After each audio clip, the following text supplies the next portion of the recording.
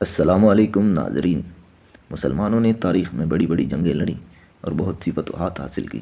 کئی بار اپنی غلطیوں کی وجہ سے ہزیمت بھی اٹھانا پڑی اور کچھ تو آپس کی لڑائیاں ہوئیں جو نہایت قابل افسوس ہیں۔ مگر میں آج آپ کو 10 ایسی فیصلہ کن جنگوں کے بارے میں بتاتا ہوں جن میں مسلمان فتح یاب ہوئے اور انہوں نے نہ صرف امت مسلمہ بلکہ پوری دنیا کی تاریخ پر گہرے اثرات چھوڑے۔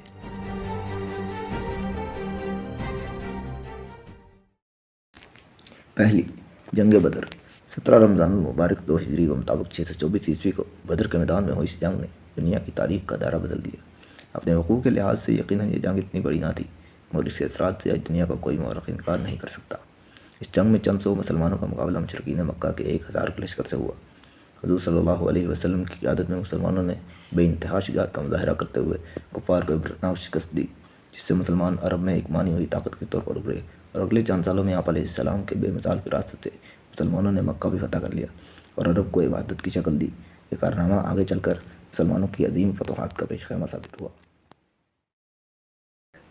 دوسری جنگ یرموک، 5 رجب 15 ہجری کے مطابق اگست 636 عیسوی میں سیدنا عمر فاروق رضی اللہ عنہ کے عہد میں مسلمانوں اور بازنطینیوں کے درمیان ہوئے اس معرکے نے رومیوں کے سب سے اہم صوبے شام کی قسمت کا فیصلہ کر دیا۔ خالد بن ولید کی قیادت میں 30,000 مسلمانوں نے اپنے سے کئی گنا بڑے لشکر کو شکست دی۔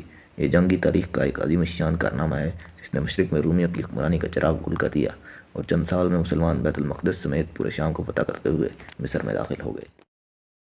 تیسری جنگ قادسیہ، یہ جنگ 13 شعبان 15 ہجری کے مطابق نومبر 636 عیسوی میں لڑی گئی۔ اس میں مسلمانوں کا سامنا فارس کی ساسانی سلطنت سے ہوا۔ 1 لاکھ کے ایرانی لشکر کا سالار رستم تھا، جبکہ مسلمان مشہور صحابی سعد بن ابی وقاص کی قیادت میں لڑ رہے تھے۔ عراق کے میدان قادسیہ میں ہوئی اس جنگ نے ساسانیوں کی کمر توڑ دی۔ ان کا سالار رستم مارا گیا اور وہ دوبارہ کبھی مسلمانوں کے آگے قدم نہ جما سکے۔ اگلے کچھ سالوں میں مسلمانوں نے پورا ایران فتح کر لیا۔ چوتھی جنگ گواڈلیٹ، 28 رمضان المبارک 92 ہجری کے مطابق جولائی 711 عیسوی میں طارق بن زیاد کی سربراہی میں 12,000 مجاہدین اسلام نے اسپانیہ کے عیسائی حکمران راڈرک کی فوج کو عبرتناک شکست دی۔ بادشاہ میدان جنگ میں مارا گیا اور پورے اسپانیہ کا راستہ مسلمانوں کے لیے صاف ہو گیا۔ اس کے بعد والی افریقہ موسیٰ بن نصیر بھی 18,000 مسلمانوں کے ساتھ آ پہنچے اور چند سال میں مسلمانوں نے پورے اندلس کو فتح کر لیا۔ اس طرح مسلمانوں کی اس ملک میں 7 صدیوں کی تاریخ شروع ہوئی جو نہایت عظیم الشان بھی ہے اور عبرتناک بھی۔ پانچویں جنگ ملازگرد، 28 ذی-القعدہ 463 ہجری کے مطابق 26 اگست 1071 عیسوی کو عظیم سلجوقی سلطان الپرسلان اور بازنطینی سلطنت کے بادشاہ رومانوس کے افواج کے درمیان لڑی گئی۔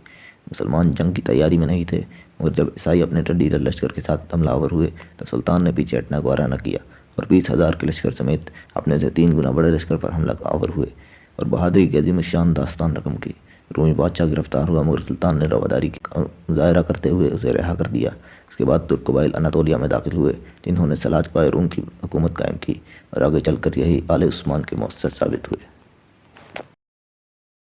چھٹی جنگ حطین، 1092 عیسوی میں سلجوقی سلطنت کے تیسرے سلطان ملک شاہ کی وفات کے بعد اس کے بیٹوں میں خانہ جنگی شروع ہو گئی، جس سے فائدہ اٹھا کر عیسائیوں نے اسلامی ممالک پر وہ یلغار کی جس کو تاریخ میں صلیبی جنگوں کے نام سے پہچانا جاتا ہے۔ 1099 عیسوی میں صلیبی بیت المقدس پر قابض ہو گئے اور خون کی ندیاں بہا دی۔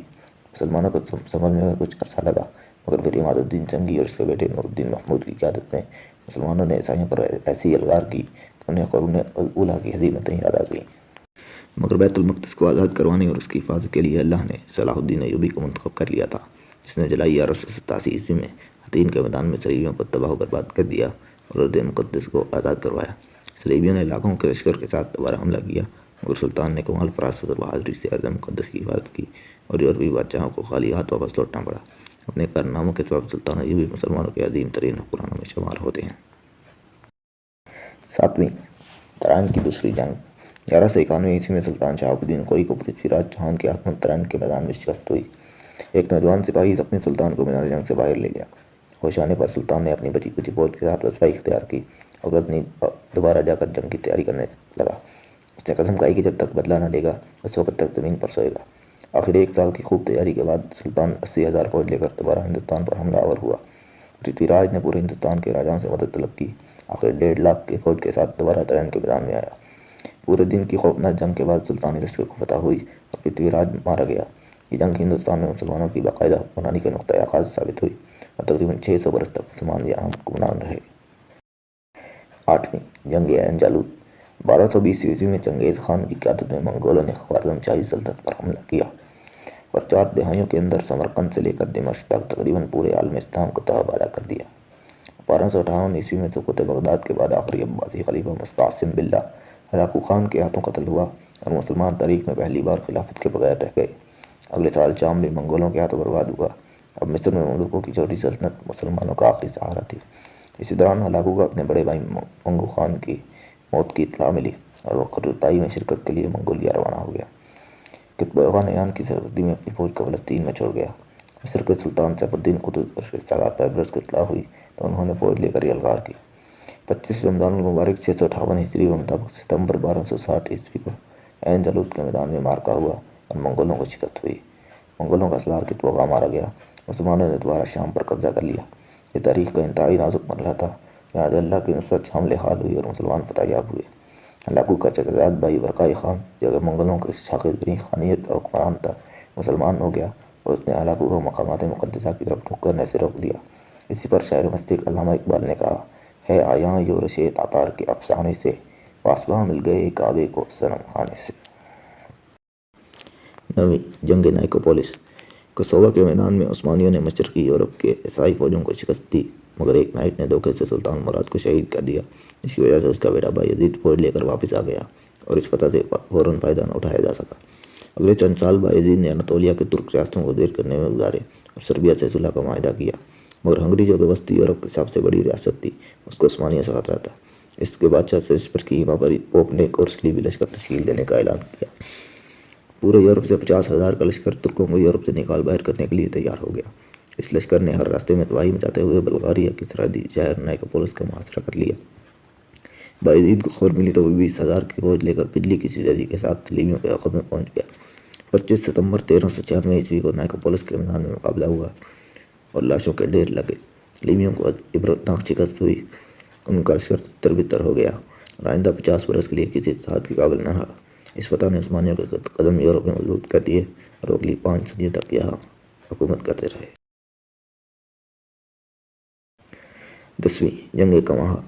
पानीपत की पहली जंग में इब्राहिम लोदी की अफवाज को शिकस्त देने के बाद ज़हीरुद्दीन बाबर हिंदुस्तान में मुगलिया सल्तनत की बुनियाद डाली, मगर इस वक्त शुमाली हिंद की एक मजबूत रियासत पर के राणा संग्राम सिंह की थी।